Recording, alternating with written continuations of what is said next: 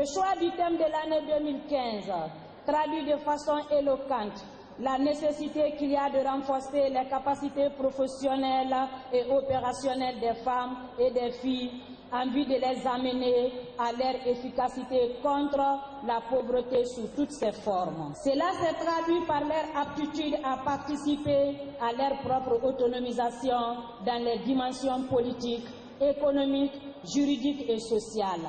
La Guinée, à l'instar des femmes du monde, a célébré ce vendredi 31 juillet la journée panafricaine des femmes au Palais du Peuple. Créée en 1962 à Dar es Salaam, en Tanzanie, par les femmes africaines, particulièrement celles de la Guinée, cette journée est dédiée à l'autonomisation des femmes et la lutte contre la pauvreté. Après 53 ans d'existence, ces femmes guinéennes ne cessent de gracier les fondatrices de cette journée historique, dont l'une d'entre elles est Jeanne Martin Sissi.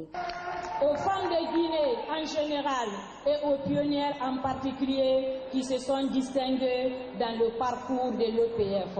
Ces pionnières auxquelles j'adresse ma profonde reconnaissance ont pour nom la Guinéenne Adja Jeanne Martin Sissé, première secrétaire générale de l'EPF, l'Algérienne Madame Fatia Betaha et l'Angolaise Madame Marie Neto.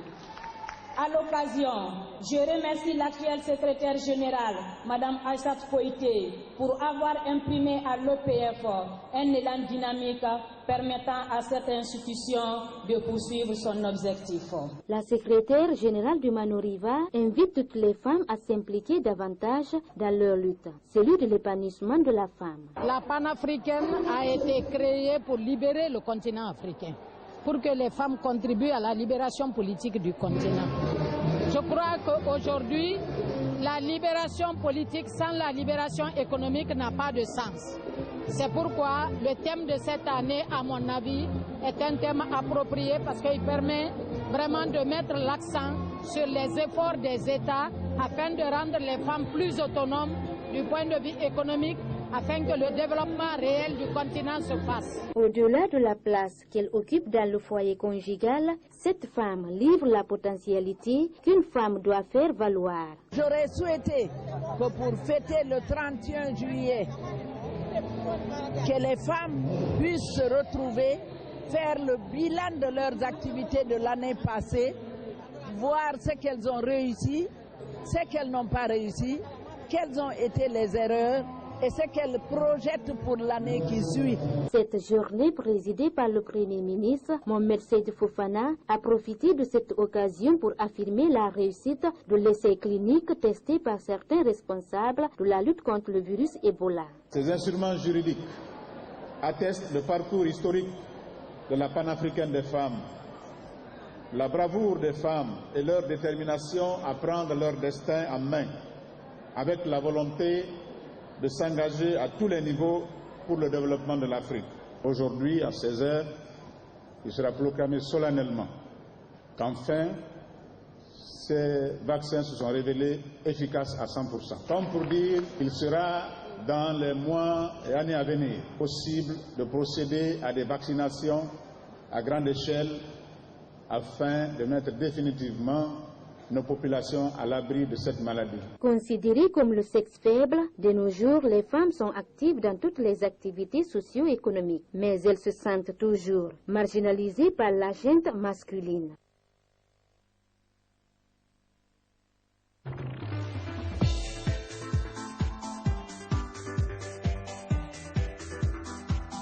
Plus de 2000 milliards de francs guinéens ont été mobilisés et versés dans le compte de l'État par le ministère de la Coopération pour le financement des services sanitaires. Cette information a été éditée ce vendredi lors d'un point de presse au sein du dit ministère. Une rencontre qui s'inscrit dans le cadre du bilan sur le résultat des actions menées au cours de l'année.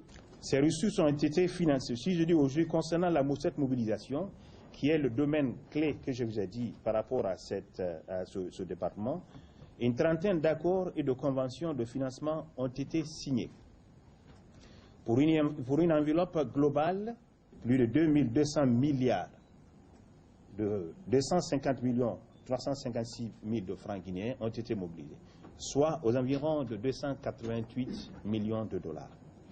mais nous allons vous mettre à l'aise, vous informer que ce fonds, ces ressources ont financé des projets relatifs à la bonne gouvernance, au développement des services sanitaires, y inclut la protection de la mère et de l'enfant, à l'assainissement et à l'hydraulique villageoise, au développement de cantines scolaires, au désenglavement des zones de production, à l'eau, à l'électricité, au VIH-Sida, des appuis budgétaires, etc.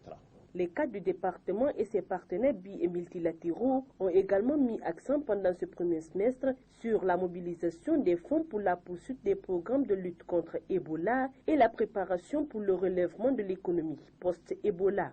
Une attention particulière a été accordée à la mobilisation des ressources pour la poursuite du programme de lutte contre l'épidémie à virus Ebola et pour la préparation du programme de relèvement de relance post-Ebola dans le cadre de la Mano-Riva. Le ministère, si le domaine régalien de ce département, le domaine essentiel de ce département, c'est la mobilisation des ressources financières. La mobilisation des ressources financières et techniques permettant les départements sectoriels de bénéficier de nos relations d'amitié et de coopération avec certains pays pour financer ces projets, pour financer certains de projets et de programmes qui ne peuvent pas être financés par le budget national. Vous n'êtes pas sans savoir que le budget national n'a pas sous moyen de financer tous ces projets. Donc il faut forcément aller à la recherche de fonds, à la recherche des ressources financières pour que certains de ces projets soient financés par nos partenaires. Le département de la coopération envisage pour le second semestre mobiliser des ressources financières, techniques et matérielles et de dons en nature pour la relance et la prospection de l'économie guinéenne qui est beaucoup séquillée depuis l'existence de la maladie d'Ebola.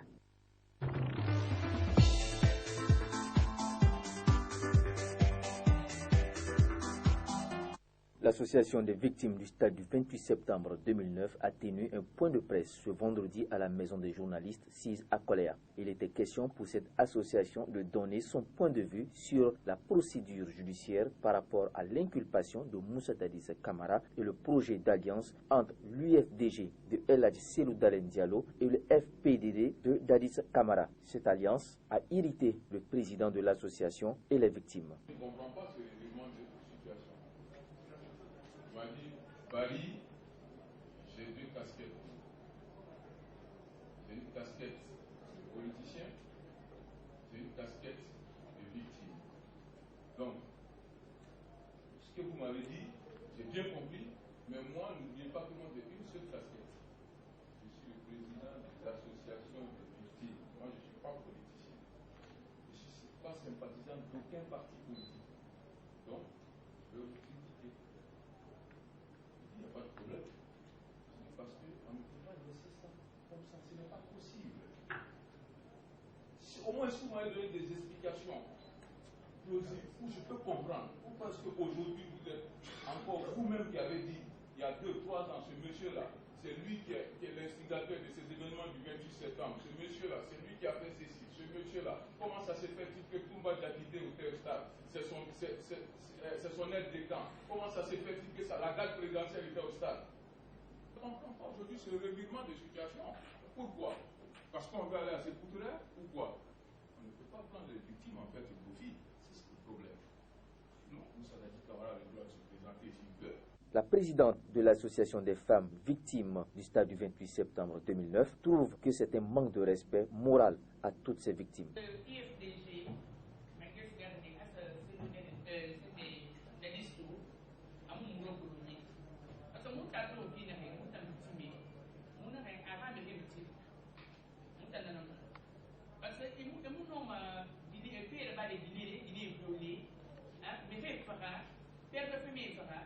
Et puis, Ego et Yam. Et quand même, Kelly, Asga, à mon milieu rencontré, Asga, à mon Moussa Dadis Alliance là-bas, Oumaya. Soyez fait réfléchir. Parce que, Tina a fait une président, Moussa Dadis a fait une premier ministre, à Chichon Midi, dans la barre, il va venir nous faire. Donc, nous d'accord avec le fait. Nous sommes victimes, nous d'accord. Moi, la justice va là-bas. La justice va, depuis la liste d'Abé, elle a mouru. Pour toutes ces associations, même s'ils ont confiance en la justice, trouvent qu'elle est lente et est plus politicienne que juridique.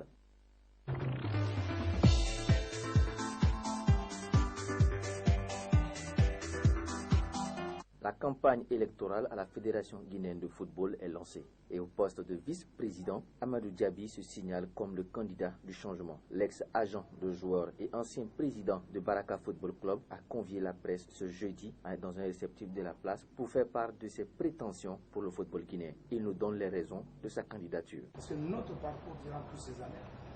Nous avons accompagné et le moment est arrivé aujourd'hui, notre destinée en main. Et c'est ce qu'on est en train de faire aujourd'hui, car le moment est arrivé, ce football-là, pour que ce football-là aille en avant. Si durant 5 ans, il organise des tournois de détection qui ont permis de découvrir des joueurs, entre autres Isiaga Silla et Guy-Michel Landel, tous professionnels, manager la carrière de Pascal Fendounou et tout récemment de fournir en joueur l'équipe nationale cadette qualifiée pour le prochain mondial chilien. Amadou Diaby compte faire mieux s'il a le soutien des 121 membres statutaires. Faire la formation, il faut éduquer, il faut structurer, il faut former l'administration de football, il faut former les éducateurs et les entraîneurs. Même deux grandes nations de football, c'est la France et la Belgique. C'est la première fois, je dis bien, dans l'histoire de ces pays, qu'un candidat se déplace, aller à l'étranger, décrocher des contrats avant qu'il n'intègre le bureau. Il faut augmenter les subventions des équipes.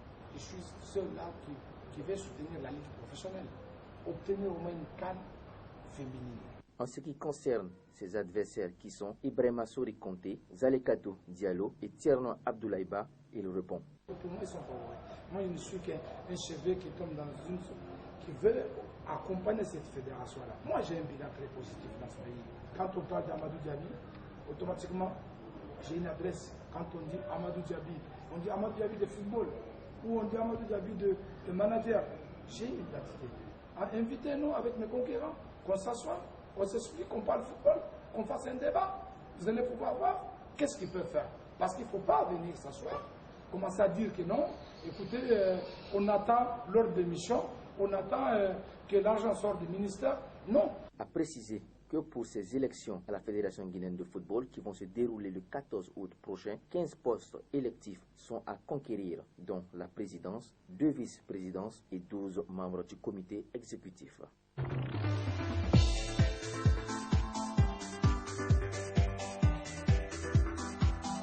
D'inondices, eau stagnante et autres boues. Voici le tableau que présente le plus grand centre des affaires Madina en cette saison hivernale. Reconnu pour son insalubrité, Conakry persiste à présenter toujours le même décor. Les marchands étalagistes cohabitent avec les ordures qui dégagent des odeurs nauséabondes. Longtemps interpellés, les autorités communales et ceux du gouvernorat restent indifférents aux cris de cœur.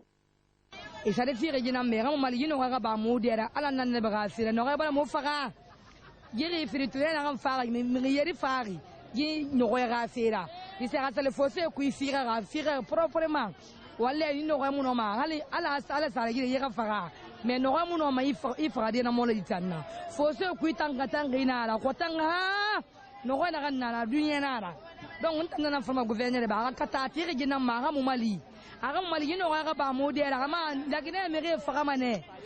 Malgré les taxes journalières que payent les occupants des lieux, ces femmes ne lésinent pas et pointent un doigt accusateur sur les autorités.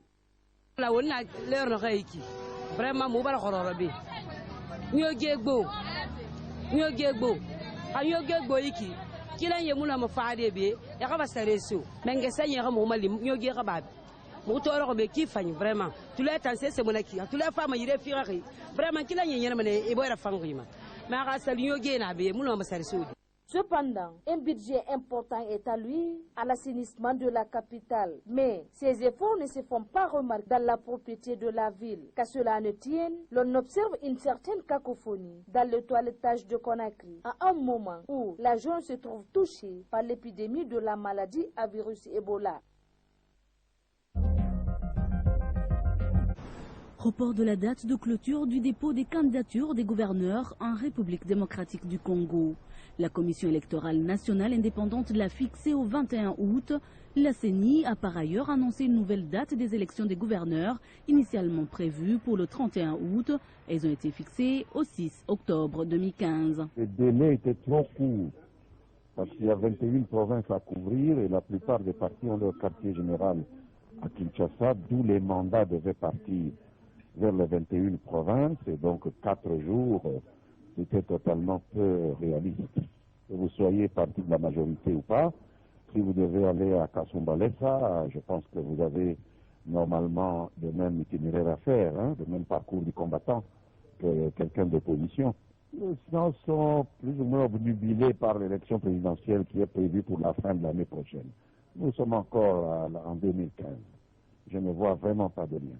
L'opposition s'inquiète de ce report des élections des gouverneurs. Elle craint une perturbation généralisée du calendrier électoral, surtout après le nouveau découpage des provinces du pays. En l'appliquant maintenant, le président Kabila et son gouvernement veulent embrouiller les circonscriptions pour que les élections n'aient pas lieu l'année prochaine. Avec le nouveau découpage territorial, la République démocratique du Congo est passée de 11 à 26 provinces. Après le Cameroun, c'est au tour du Bénin d'accueillir ce samedi 1er août 2015 le président nigérian Muhammadu Buhari. Sur invitation de son homologue béninois, le leader de la première puissance économique du continent participera à la 55e fête de l'indépendance, mais évoquera également, ensemble avec les autorités béninoises, les principaux défis économiques auxquels sont confrontés les deux pays. De l'avis de nombreux analystes, loin d'être une opération de charme du président Buhari, il s'agit d'un enjeu plus important. Ce n'est pas tellement une opération de séduction vis-à-vis de l'Afrique francophone. Non, c'est plutôt la question de nécessité politique, stratégique, sécuritaire, qui fait que, au fond, par rapport à son prédécesseur, Muhammadu Buhari préfère lui une politique réaliste, pragmatique.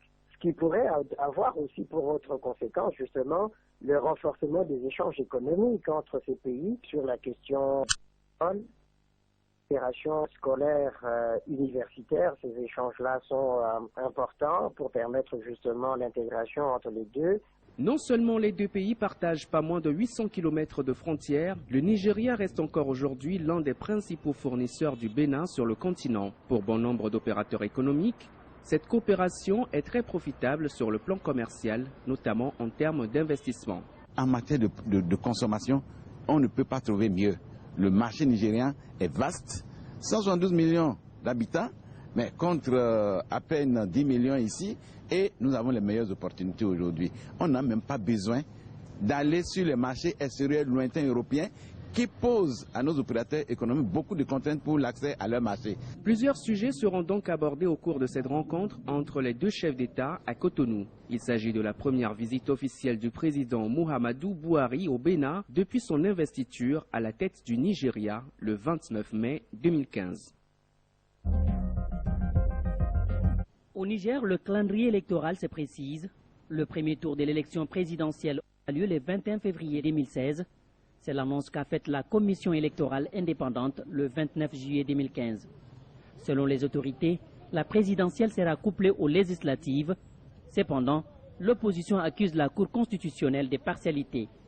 Une situation qui fait craindre un climat politique tendu entre l'opposition et le pouvoir. Il est clair que l'élection présidentielle de 2016 se déroule malheureusement dans un contexte où l'opposition ne s'entend pas vraiment avec le pouvoir. Il faut que la Cour constitutionnelle puisse faire son travail dans la plus haute transparence et dans la plus grande impartialité pour que tout cela se déroule normalement. Le second tour du scrutin présidentiel est prévu pour le 20 mars 2016.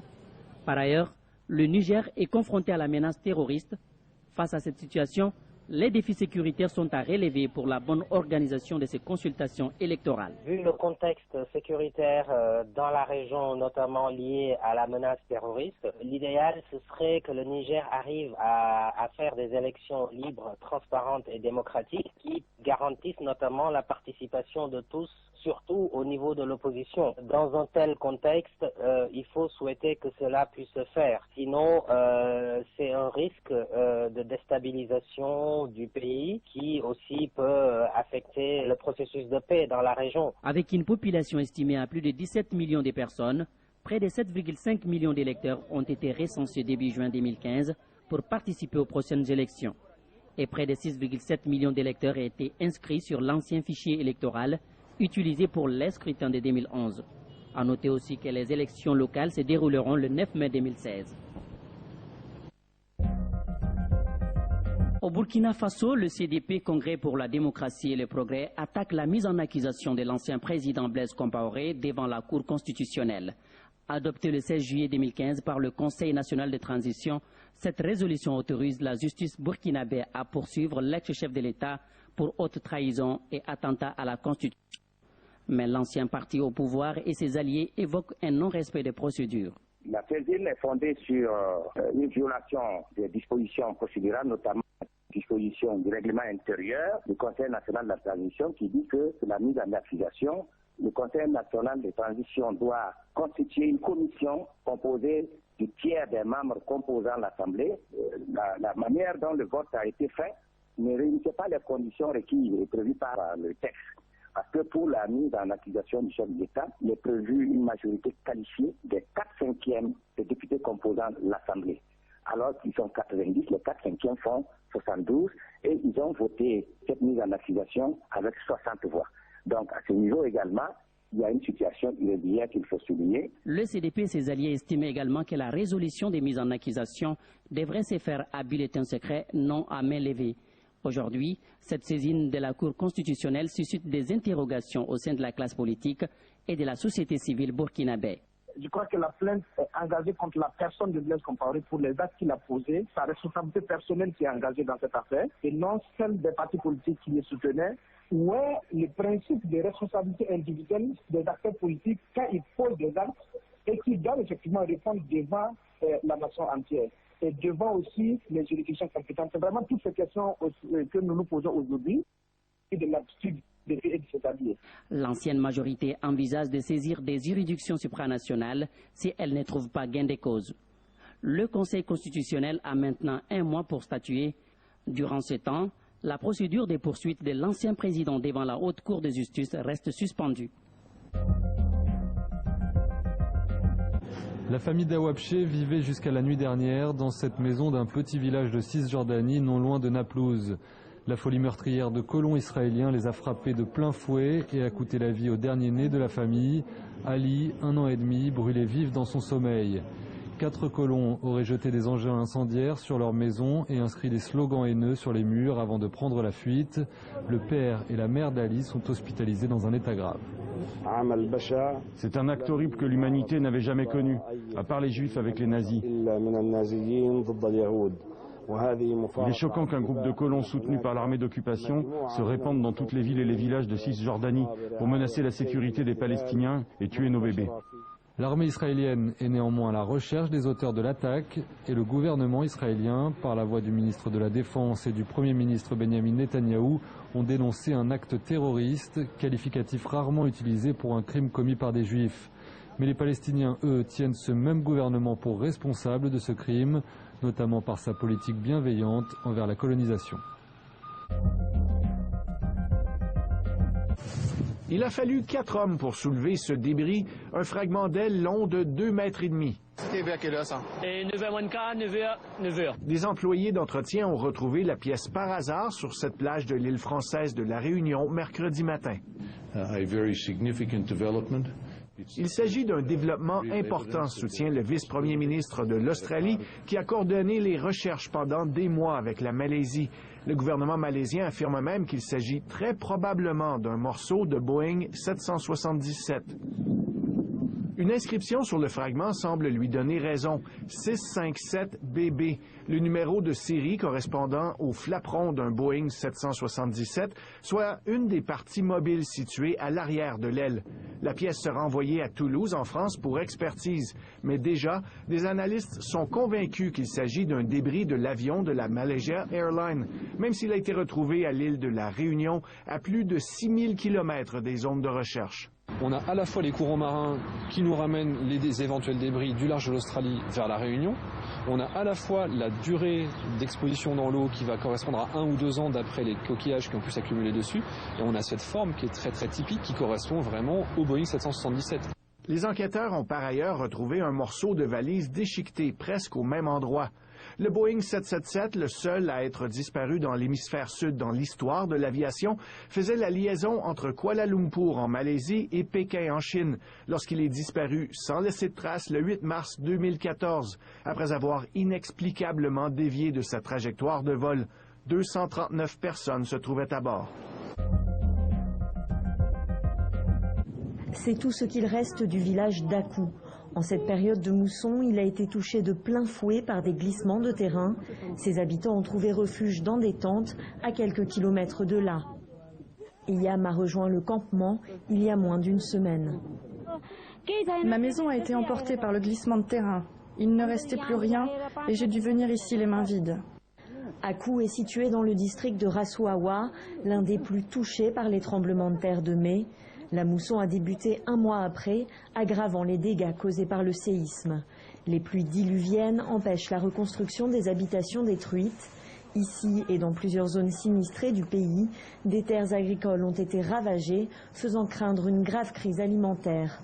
Les villageois ne peuvent plus planter de riz, ils n'ont accès ni aux soins médicaux, ni à l'éducation.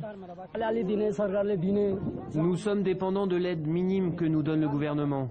Nous n'avons aucun travail ici, que devons-nous faire? On perd notre temps à rien faire et on se nourrit avec les aliments fournis par le gouvernement. Les aides alimentaires et médicales ne parviennent pas toujours à temps et pour cause, les routes sont parfois détruites par des torrents de boue.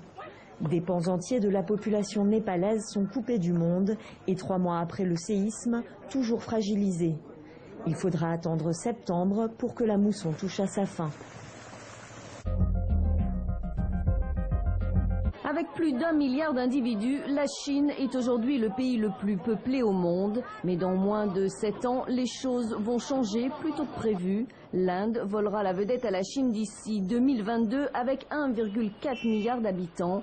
Raison principale, le vieillissement accéléré de la population chinoise. Plus surprenant, selon ce rapport publié par les Nations Unies, avant 2050, le Nigeria sera le 3e pays le plus peuplé de la planète à la place des États-Unis.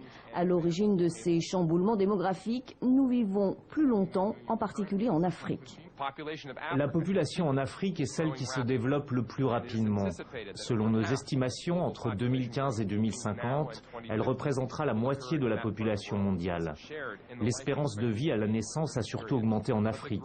Elle a gagné 6 ans en moyenne au cours de la dernière décennie. Beaucoup de progrès ont été enregistrés, en particulier en matière de réduction de la mortalité infantile. À l'opposé, l'Europe est la seule région de la planète qui connaîtra un recul continu de sa population. Enfin, si nous sommes aujourd'hui plus de 7 milliards d'individus, en 2100, soit dans 85 ans, nous devrions être plus de 11 milliards à vivre sur notre chère planète.